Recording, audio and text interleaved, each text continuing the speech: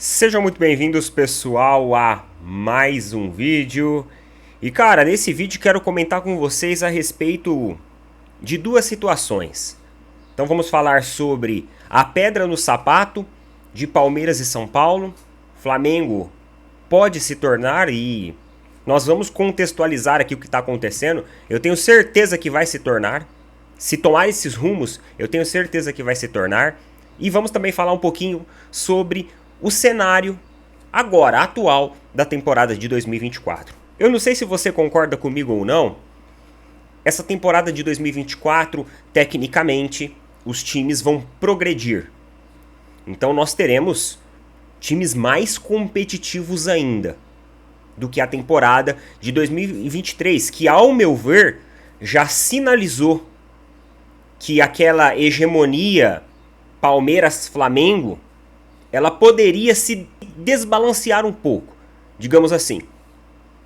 Que foi principalmente com o São Paulo na Copa do Brasil, com o Fluminense como campeão brasileiro. Então, ou seja, nós tivemos já um aumento do nível competitivo. Isso faz com que clubes que até então estavam, entre aspas, numa zona de domínio, eles tenham que correr atrás se quiserem continuar a sua hegemonia, se quiserem continuar sendo os donos da América. E isso, mais especificamente, eu estou falando de Palmeiras e Flamengo. São os dois clubes hoje que estão na frente. Eu acho que continuam ainda na frente dos outros, né? Devido às últimas temporadas de vantagem.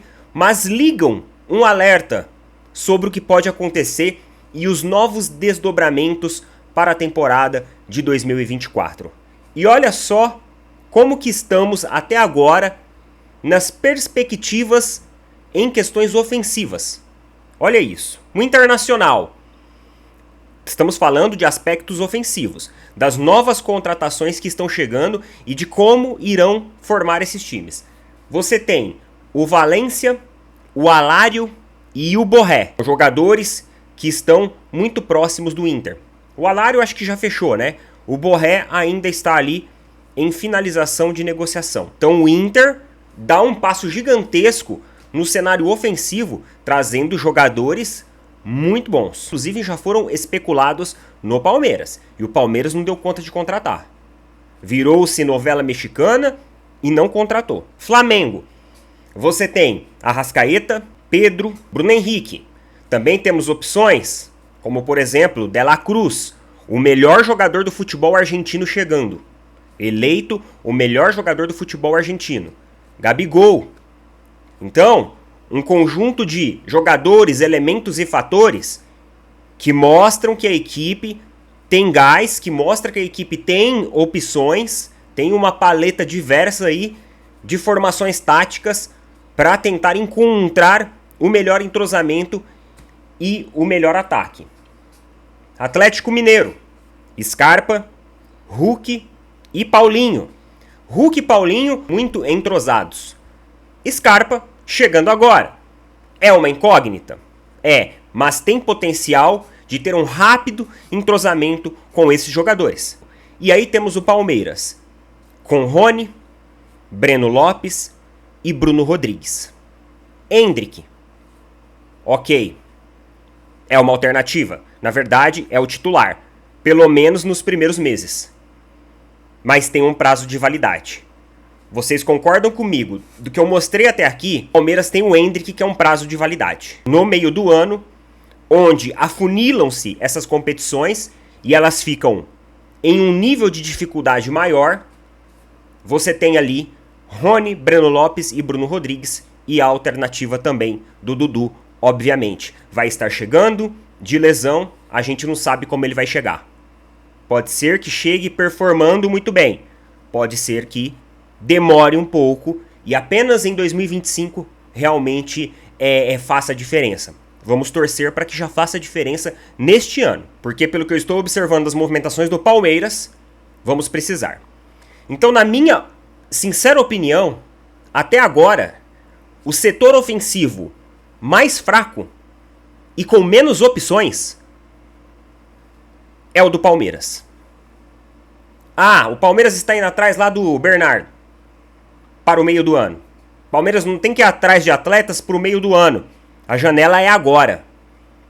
Tem que ir em busca de atletas agora. Mas eu gostaria de escutar a opinião de vocês em relação a tudo isso, tá? Toda essa perspectiva. Coloque a opinião de vocês em relação a Palmeiras, Flamengo, Atlético Mineiro. Você vê que o Bahia também tá fazendo movimentações, tá sendo pedra no sapato de muitos clubes brasileiros, né? O Grupo City entrou e parece que tá querendo investir forte.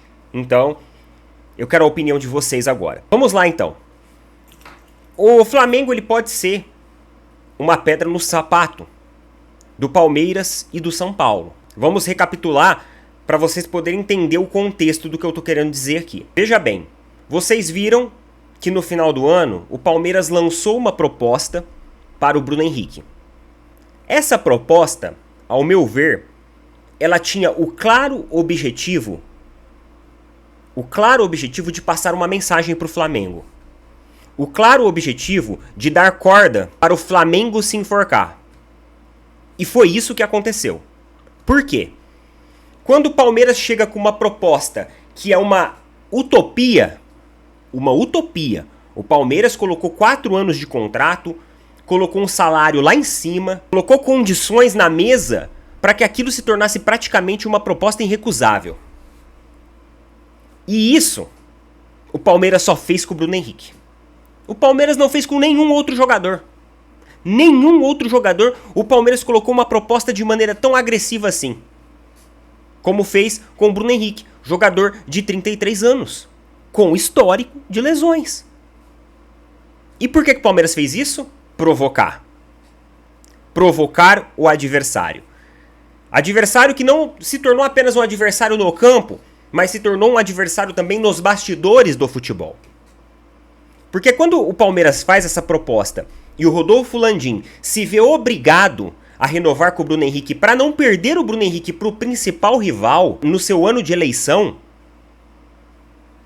o Flamengo estica a corda e passa a mensagem para Everton Ribeiro, para Gabigol, que nós conseguimos esticar a corda, nós conseguimos subir o sarrafo, nós conseguimos elevar a régua das renovações.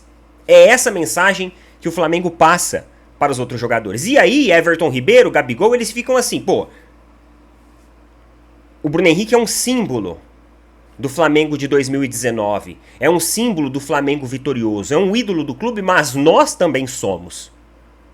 Então nós também vamos querer elevar o nosso patamar, elevar a nossa pedida. Então essa saída do Everton Ribeiro para o Bahia, ela tem basicamente como resultado de um efeito dominó do que aconteceu lá atrás com o Bruno Henrique. Renovou com o Bruno Henrique, então também posso pedir mais. Vocês entenderam o ponto? Vocês entenderam a mensagem que o Flamengo passou no momento que elevou a proposta por Bruno Henrique para não perder para o Palmeiras? Então essas diretorias, elas se odeiam. As diretorias de Palmeiras e Flamengo se odeiam. Elas se provocam constantemente. Teve a declaração da Leila. Depois a Leila chegou lá no jogo contra o Flamengo no Maracanã, ficou tirando fotos com os torcedores, ficou ali passando a mão na cabeça de todo mundo, ficou de cochichinho com o Gabigol. Então assim, tudo para mandar uma mensagem para a gestão do Flamengo. E agora, Palmeiras e Flamengo querem a Supercopa dentro do Maracanã. Afinal, o Maracanã é um grande símbolo, um templo do futebol, estrutura, capacidade de torcida. E a CBF até sugeriu enviar esse jogo para o Parque do Sabiá em Uberlândia. O que, por exemplo, para nós do interior de São Paulo, torcedores, é excelente. Eu até falei para minha namorada, eu falei assim, se prepara que talvez no começo de fevereiro nós vamos estar indo para Uberlândia que vai ter jogo da Supercopa lá. E se for lá, eu vou lá assistir. Só que o Palmeiras e São Paulo eles não querem, eles querem ir no Maracanã. E aí é que entra a questão.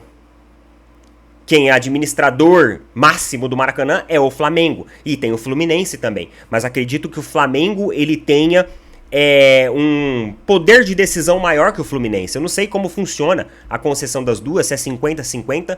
Mas eu acredito que o Flamengo tem mais influência dentro da administração. Então, o Flamengo não vai abrir essa brecha. Uma por quê? Nem o Flamengo inicialmente agora vai utilizar o estádio porque está passando por uma recuperação de gramado. E outra que, se não estivesse na recuperação de gramado, você tem o início do Campeonato Carioca. 2 equipes utilizando o mesmo estádio. Não tem como você encaixar. A CBF não quer adiar o jogo. A CBF já falou que o jogo não será adiado para outra posterior data. E a CBF não pode passar em cima do caminho dos administradores de estádio, que são Flamengo e Fluminense. Com o Fluminense eu vejo até flexibilidade, talvez. Com o Flamengo, São Paulo e Palmeiras, o campeão da Copa do Brasil em cima do Flamengo, não vejo que vai haver essa flexibilidade. Ah, Neto, mas se os caras molharem a mão? O Flamengo não precisa de dinheiro. É isso. Coloca nas opiniões o que vocês acham a respeito disso. Tamo junto. Valeu, falou. Até mais.